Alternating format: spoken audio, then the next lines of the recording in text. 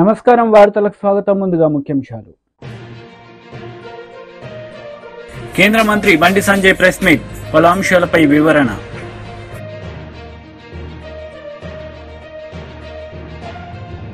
YCP leader మెరుగు Nagarjuna press meet, పలు అంశాలపై వివరణ.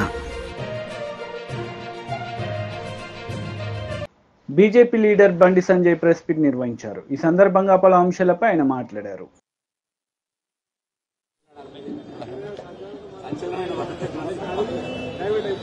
ఇక మీకు అదే సంచలనం ఇవ్వాలి.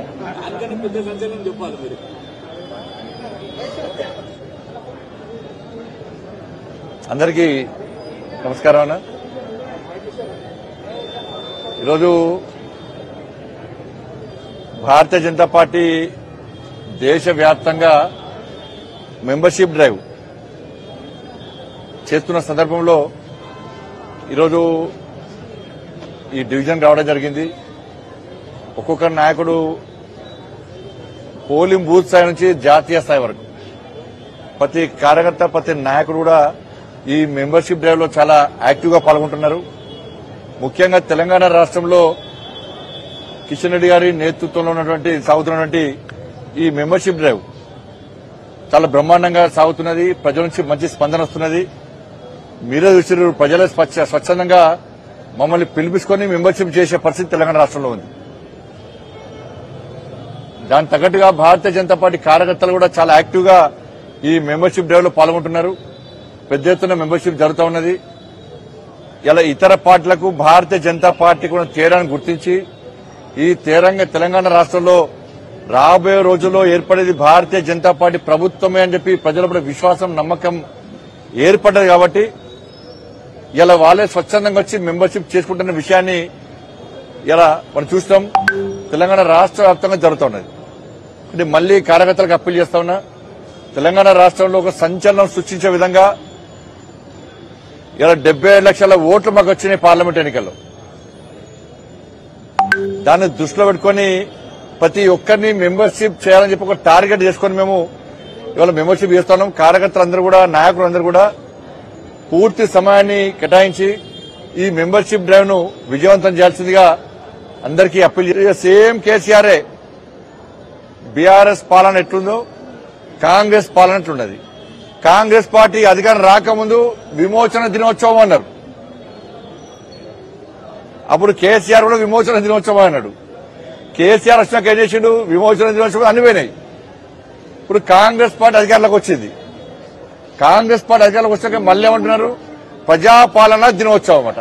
అంటే ఇన్ని రోజులు ప్రజాపాలన కాకుండా ఏం పాలన చేసింది? మరి ఇన్ని రోజులు మీరు చేసిన పాలన ఏంది? ప్రజాపాలన దినోత్సవం పెట్టడానికి కారణం ఏంటి? ఇన్ని రోజులు మీరు పాలించింది ప్రజాపాలన కాదా? ప్రజాపాలన కాదనే ప్రజలు ఆలోచిస్తున్నారు. అందుకే ప్రజల ఆలోచన దృష్టిలో ఉంచుకునే ప్రజలు కాంగ్రెస్ పార్టీకి వ్యతిరేకంగా ఉన్న విషయాన్ని గుర్తించే ఇప్పటి నుంచి ప్రజాపాలన దినోత్సవంగా మీరు ప్రకటించుకున్నారు. వాస్తవం. ఇవాళ రైతులకు రుణమాఫీ చేస్తా అని చెప్పి, రైతు భరోసా ఇస్తా అని చెప్పి, బోనస్ ఇస్తా అని చెప్పి ఇవ్వకుండా, రుణమాఫీ సరిగా వేయకుండా రైతులను నడ్డి విరిచే విధంగా, రైతులు నట్టెట్లా ముంచే విధంగా చేయడమే ప్రజాపాలన. ఉద్యోగాలు నోటిఫికేషన్ ఇచ్చి నిరుద్యోగులకు ఉద్యోగ ఉపాధి అవకాశం కల్పిస్తా అని చెప్పి మోసం చేయడమే ప్రజాపాలన. ఉద్యోగులకు 5 డిఎల్ ఇస్తామన్నారు, పీఆర్సీ ప్రకటిస్తామన్నారు, ప్రమోషన్లు ఇస్తామన్నారు. అది ఇయ్యలే. ఇట్లా మోసం చేయడమేమి ప్రజాపాలన. ఇవాళ 6 గ్యారంటీలు ఇస్తా అని చెప్పి మోసం చేసి పట్టించుకోకుండా ప్రజల దృష్టి మళ్లించడానికి మీ నక్కచిత్తుల వేషాలు వేయడమే ప్రజాపాలన. అంతెందుకనగా కుక్కలు కడుతున్నాయి రోడ్డు మీద, కుక్కలు పసిపిల్లలను చంపుతున్నాయి, పెద్దోళ్ళని గరుస్తున్నాయి. ఇంకా కుక్కలు కూడా కంట్రోల్ చేయలేని పాలన మీ ప్రజాపాలన. చెప్పండి, ఏంది ప్రజాపాలన అంటే? ప్రజల దృష్టి మళ్లించడమే, 6 గ్యారంటీల విషయంలో ప్రజల దృష్టి మళ్లించడమే మీ ప్రజాపాలన. దాంతో హైడ్రా పేరుతో హైడ్రామా. సాక్షాత్తు రాష్ట్ర ముఖ్యమంత్రి గారే అంటున్నారు, మీరు కూర్చుకుంటారా మమ్మల్ని కూల్చేయమంటారా?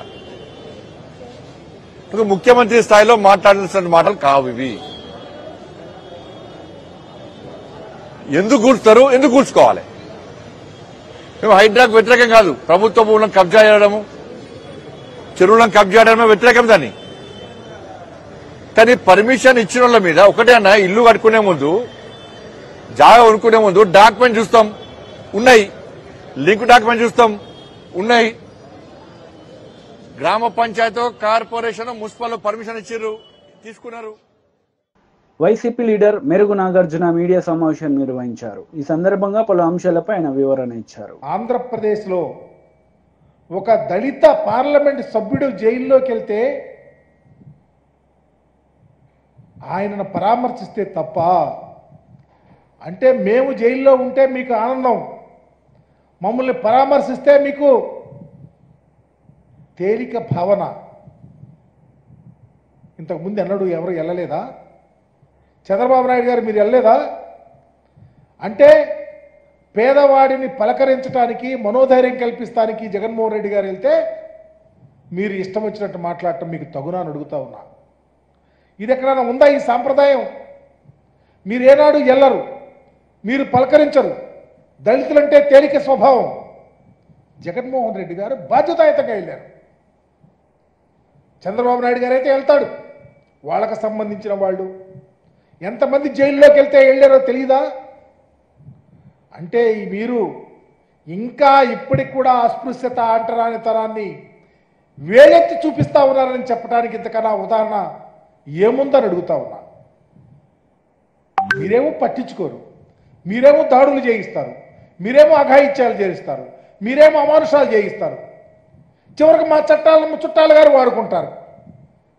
కానీ మా నాయకుడిని పలకరిస్తాకెళ్తే ఇంత గావు కేకలు పెట్టడం, ఇది చరిత్ర క్షమించదని మీకు తెలియపరుస్తా ఉన్నా.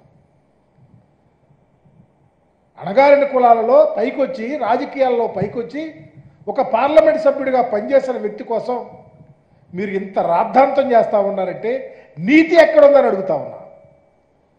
ఇకపోతే వరదలు వచ్చినాయి. వరదలు వస్తేనో అదే తంతు. బోట్లు కొట్టుకొచ్చినాయి అంట. బోట్లో వైఎస్ఆర్ కాంగ్రెస్ పార్టీ వాళ్ళు చేయించారని ఒక కథ లేరే. నేను అడుగుతా ఉన్నా, ఎన్ని బోట్లు కొట్టుకొచ్చినాయి? 3 బోట్లే లెక్క చెబుతా ఉన్నారు, మిగిలిన 2 బోట్లు ఏమైనాయి? ఈ బోట్ల యజమాని శేషాద్రి అని ఆయన ఏ పార్టీ అని లోకేష్ బాబుని పాదయాత్రలో కలిచాడు. దాన్ని స్వయాననే మీ ఇరిగేషన్ మంత్రే చెప్తా ఉన్నాడు. అట్లాగే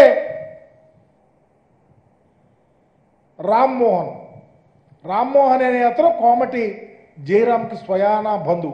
అతనే పార్టీ? కోమటి జయరాం ఏ పార్టీ? లేకపోతే మీ ప్రభుత్వంలో మంత్రిగా చేశాడు, ఇరిగేషన్ మంత్రి. ఆలూరి చిన్న ఆ మంత్రికి స్వయాన దగ్గర. అతనే పార్టీ? అంటే దేవినేని ఉమా ఏ పార్టీ? దేవినేని ఉమాకి దగ్గర వాళ్ళు, కోమటి జయరాంకు దగ్గర వాళ్ళు, మరి లోకేష్ని కలిసిన వాళ్ళు వైఎస్ఆర్ కాంగ్రెస్ పార్టీలని మీరు బొల్లుతూ ఉంటే, మీరు దానిని ఆసరాగా తీసుకొని మా ఎమ్మెల్సీ ఎక్కడో ఉంటే, పాపం వరదలప్పుడు అతను లేడు, ఆయన్ని తీసుకొచ్చి పెట్టారు. తలసల రఘురాం గారంట ఒక ప్లాన్, చక్కని ప్లాన్ గీశారు. మరలా దళితుడిని తీసుకొని పెట్టారు అక్కడ.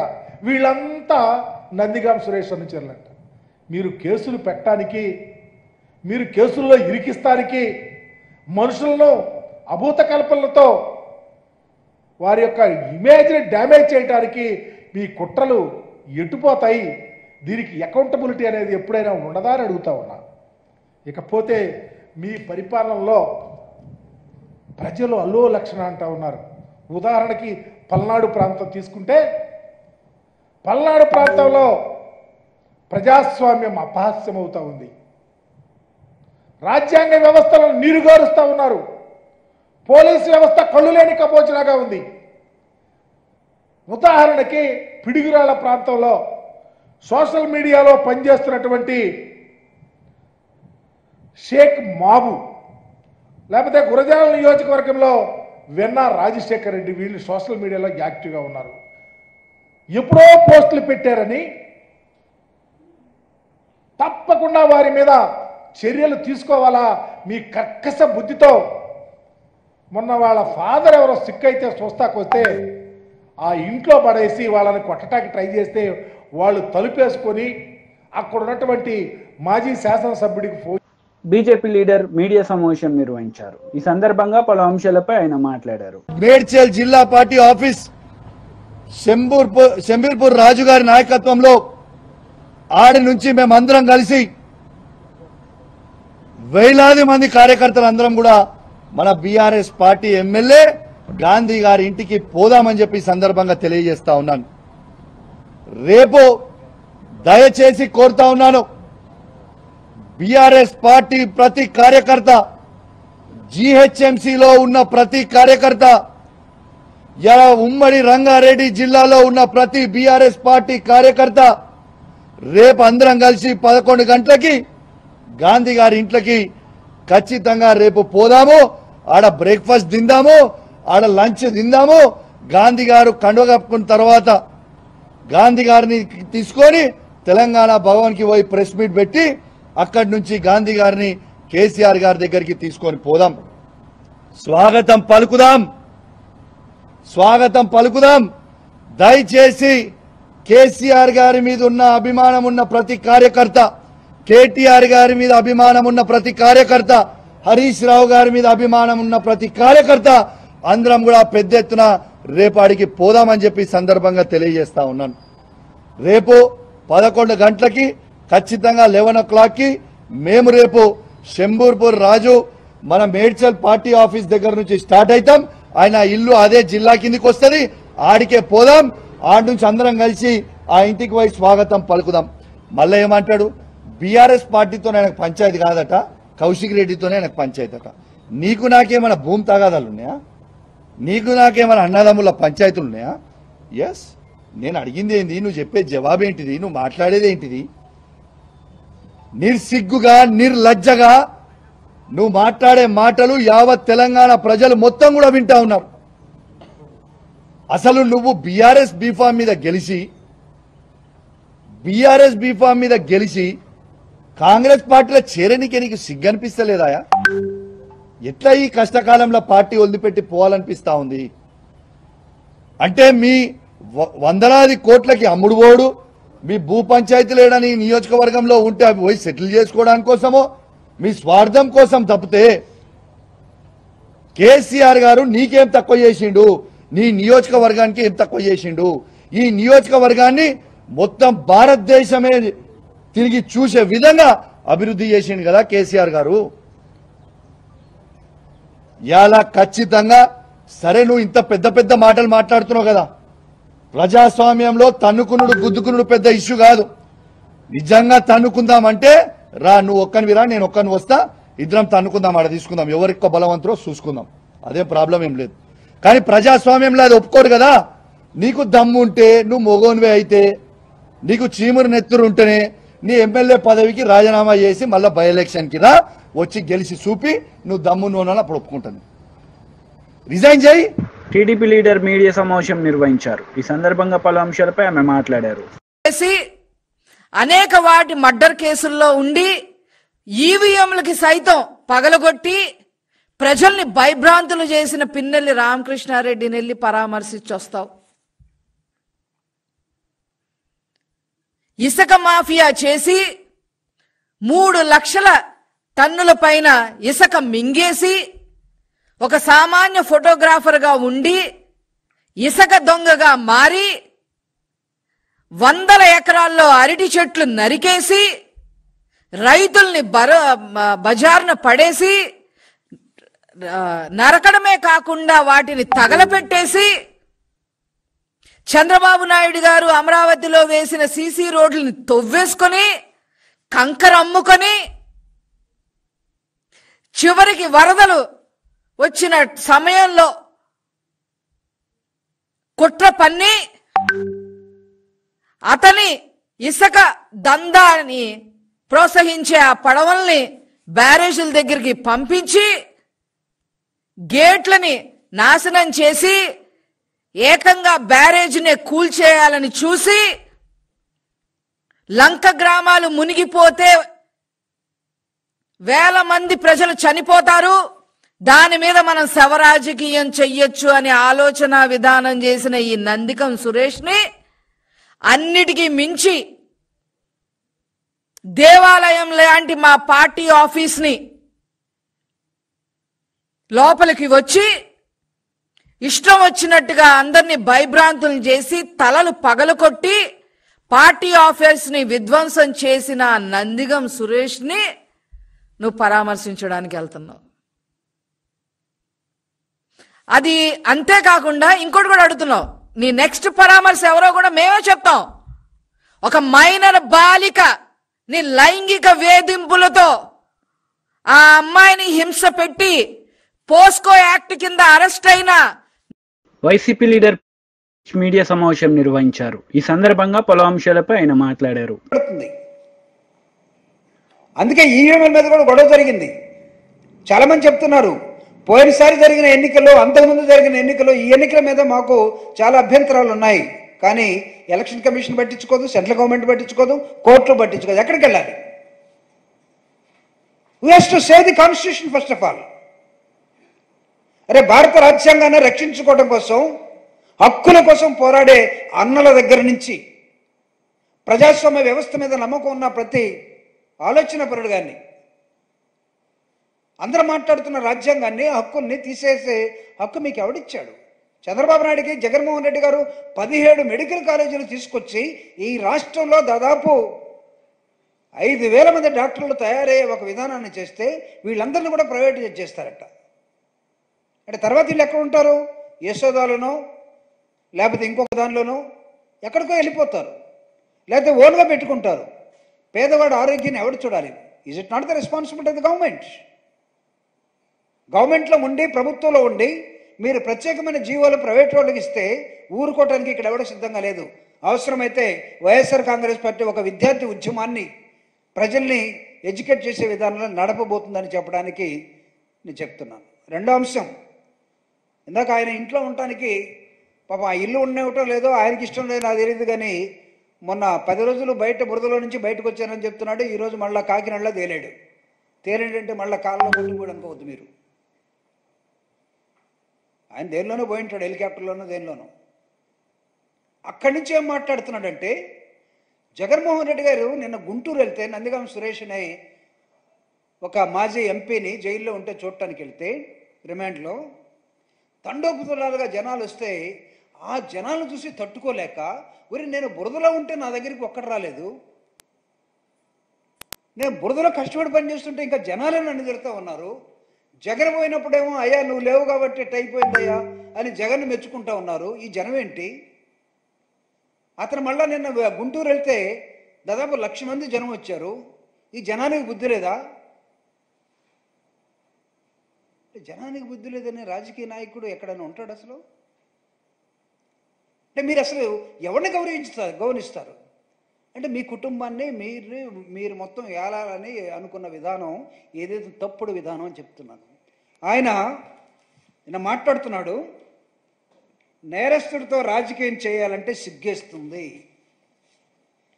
దయచేసి ఓసరవెల్లి ఫోటో ఎవరి దగ్గర ఉంటే మీరు ఆ టీవీల్లోనో వాట్సాప్లోనో లేకపోతే ఇంకోదానిలో పెట్టుకోండి. చంద్రబాబు నాయుడు నేరస్తులతో రాజకీయం చేయాలంటే సిగ్గేస్తుందట. ఫస్ట్ నేరస్తుడు నువ్వే కదా. నీతోటి రాజకీయం చేయాలంటే సమాజం సిగ్గుపడింది. నీతో రాజకీయం కొంతకాలం నడిపిన తర్వాత మీ మామే అన్నాడు, ఇంత దుర్మార్గుడితోటి నేను రాజకీయం చేశానా, పిల్లనిచ్చానా అని. What nonsense you are talking? Jagan is a public man. అయితే ఎన్నికల్లో ఓడిపోయి ఉండొచ్చు సీట్ల పరంగా, but he he's got wonderful charisma in the people, among the people, among the society. ఆ చరిస్మా నాయకుడికి లేకపోతే తండోపుతండాలుగా ఎంట పడరు. గెలుపు ఓటములు అనేవి ప్రజాస్వామ్య వ్యవస్థలో సర్వసాధారణం. మేమే ఇది లేనంత మాత్రాన మేము ముసుగేసుకొని లేకపోతే ఇళ్లలో దుప్పటి కప్పుకొని పడుకోట్లా. జగన్ ఎక్కడికి వెళ్ళాలో అక్కడికి వెళ్తున్నాడు, టైం టేబుల్ ప్రకారం ప్రచారంలో ఉంటున్నాడు, పేద ప్రజల కోసం పోరాటంలో ఉన్నాడు. It's one of the important element in the democracy. మీరు ఓడిపోతే ఎటు పోతారు, కనపడరు. ఈ మధ్య ఒక రెడ్ బుక్ అనేది ఒక తీసుకొచ్చారు. అసలు దానిలో ఏం హక్కులు ఉంటాయో తెలియదు. రెడ్ బుక్లో ఎవడికన్నా హక్కులు ఉంటాయా లేదా? మీరు కరెక్టే, కొట్టాలి, చంపాలి. కొట్టిన తర్వాత వాడిని ఆడబెడతారు. వాడికి ఏమైనా ఒక ఇంజక్షన్ అన్న ఇస్తారా లేదా, పెన్సిలిన్? ఆ రెడ్ బుక్ సంగతి ఎంతో ఒకసారి ఆయన రెడ్ బుక్ ఉందంటే భయపడిపోవటానికి ఎడవుడు లేడు. మీరు అనొచ్చేమో కొంతమంది మీ వాళ్ళు, పార్టీ వాళ్ళు, ఇంపార్టెంట్ వాళ్ళు కనపడకుండా ఎక్కడికో పారిపోయారు, కానీ మా హక్కుల్ని ఉపయోగించుకోవడం కోసం. కాంగ్రెస్ నేతలు మీడియా సమావేశం నిర్వహించారు. ఈ సందర్భంగా పలు అంశాలపై వారు మాట్లాడారు. ఏదున్న రాజ్యాంగ పరంగా ఏవైతే నిర్దిష్టమైన ఆదేశాలను దాని ప్రకారం నడుచుకుంటాం. ఎన్నికలకు రెడీగా ఉండాలి ఫిరాయించిన ఎమ్మెల్యేలని కేటీఆర్ సవాల్ చేశారు. మీరు స్వీకరిస్తున్నారు? కేటీఆర్ సవాళ్ళని ప్రజలు పట్టించుకునే పరిస్థితి లేదు. నేను చాలా సందర్భాల్లో చెప్పాను, కాంగ్రెస్ పార్టీ ప్రజాస్వామ్యాన్ని నమ్ముకున్న పార్టీ. ప్రజాస్వామ్యంలో ప్రతిపక్షం సమర్థవంతంగా ఉండాలని కోరుకునే వాళ్ళం మేము. ప్రజలు కూడా అదే దశగా 39 సీట్లు ఇచ్చినారు కేసీఆర్ గారికి. ఎక్కడ కనబడుతున్నాడు కేసీఆర్? కల్వకుంట్ల చంద్రశేఖరరావు గారు 10 ఏళ్ళు ముఖ్యమంత్రిగా చేసినటువంటి వ్యక్తి 39 సీట్లు ఇచ్చి ఆదరించి ఒక ప్రతిపక్ష హోదా ఇస్తే, వానలు పడి నానా బీభత్సం రాష్ట్రంలో అయితే ఫామ్ హౌస్ నుంచి బయటకు రాలేని పరిస్థితి. అదే సమయంలో కేటీఆర్ గారు విదేశాల్లో తిరుగుతున్న పరిస్థితి. సో ప్రతిపక్షంగా ప్రజలు మీకు ఇచ్చినటువంటి బాధ్యత మీరు నిర్వహిస్తున్నారా? మేము ప్రతిపక్షం సొంతంగా ఉండాలని కోరుకుంటే ఈ వేళ కూడా మీరు ప్రతిపక్షం నిర్వహించే పరిస్థితి లేరు. సో ప్రజలు ఇలా కేటీఆర్ ఇచ్చిన స్టేట్మెంట్లు కానీ, కేసీఆర్ ఇచ్చిన స్టేట్మెంట్లు కానీ నమ్మే పరిస్థితి లేరు. పార్లమెంట్లో వారికి ఎలక్షన్లో చెప్పినారు మీ వాళ్ళ స్థానం ఏందని, 0 స్థానం ఇచ్చి మీ స్థానం ఇదని చెప్పినారు. ఇంకా తెలంగాణ రాష్ట్రంలో బీఆర్ఎస్ పార్టీ, గతంలో టీఆర్ఎస్ పార్టీ మనుగడ సాగిస్తుందని నేను అనుకోవట్లేదు. డెఫినెట్గా నాయకుడు నమ్ముకున్న నాయకుడు సరైన మార్గం నడినప్పుడు ఆ వ్యక్తులు వేరే నాయకత్వం వైపు చూస్తారు. అందుకే మా వైపు వస్తూ ఉన్నారు. తెలంగాణ హైకోర్టు ఆదేశాలు కానీ, ఆ తర్వాత స్పీకర్ తీసుకునేటువంటి చర్యల ఆధారంగా తెలంగాణలో ఉప ఎన్నికలు వస్తే మీ పార్టీ ఎదుర్కోవడానికి సిద్ధంగా ఉందా? ఉప ఎన్నికలు వస్తాయని నేను అనుకోవట్లేదు. నిజంగా కూడా వస్తే ఏ ఎన్నిక జరిగినా ఆ సీటు మా ఖాతాలోనే పడుతుంది. Thank you. చివరి ప్రశ్న, మీ పార్టీలో చేరిన బీఆర్ఎస్ ఎమ్మెల్యేకు మీరు బీఎస్సీ ప్రెసిడెంట్ పోస్ట్ ఇచ్చారు, ఇది కరెక్టేనా? టెక్నికల్గా వారు ఉన్న పార్టీ ఏది? బీఆర్ఎస్ పార్టీలో ఉన్నాడు. బీఆర్ఎస్ పార్టీకి చెందినటువంటి వ్యక్తికి పిఎస్సీ ఇచ్చినారు, ప్రతిపక్షానికి ఇవ్వాలి కాబట్టి. సో టెక్నికల్గా అవన్నీ టెక్నికల్గా పరిస్థితి ఏ రకంగా సూచిస్తుందో ఆ రకంగానే చేయడం జరిగింది. Thank you. ఇంకేమైనా సమావేశాలు పెద్ద ఆయన ఆశీర్వాదం తీసుకోవాలని మా ఏఐసిసి అఖిల భారత అధ్యక్షుడు మల్లికార్జున్ ఖర్గే గారిని కలిసి వారి ఆశీర్వాదం తీసుకోవడం జరిగింది. సుదీర్ఘమైనటువంటి రాజకీయ చరిత్ర, దాదాపు 60 ఏళ్ల పాటు రాజకీయాలు ఉండడం అనేది ఒక అరుదైనటువంటి విషయం. అలాంటి మహానాయకుడు వాళ్ళ ఏఐసిసి అధ్యక్షుడిగా ఉన్నారు. ఆయన కలిసినప్పుడు మనస్ఫూర్తిగా ఆశీర్వాదం ఇవ్వడమే కాకుండా ఇదొక చక్కటి అవకాశం, అన్ని వర్గాల వారిని కలుపుకొని. వార్తలు ముగించే ముందు ముఖ్యాంశాలు మరోసారి. కేంద్ర మంత్రి బండి సంజయ్ ప్రెస్ మీట్, పలు అంశాలపై వివరణ.